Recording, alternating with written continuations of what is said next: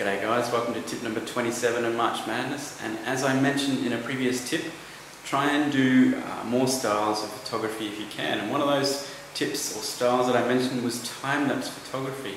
So I just want to give you a couple of quick tips on making a good time-lapse sequence with your DSLR camera. The first one is to try and make sure that you set everything specifically on manual mode, so that basically it means that when you take your time-lapse sequence from one point in time to another point in time, it could be a short length or it could be a long length, a long time of the day, your camera will try and adjust the exposure, will try and adjust to the lighting of that particular shot. So that will give your time-lapse exposure a lot of flickering through the actual sequence. So to try and avoid that, get your camera on manual settings, set it on manual, and also try and set the lens on manual as well. Like, get your focus ready and then flick it over to manual, because what the camera will try and do, every time it takes a photo, it will try and focus the shot each time. So if you flick the lens onto manual after setting up the focus,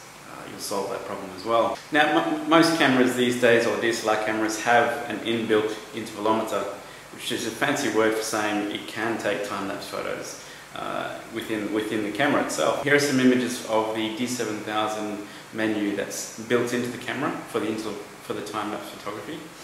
It's pretty easy to follow. Just make sure you get the amount of photographs set correctly, the intervals set correctly depending on the scene that you're photographing. So it's fairly easy to follow, not difficult at all. Just make sure you try and get everything set on manual. That's how I work anyway, because it stops that flickering coming through on the time-lapse sequence. Okay, that's tip number 27.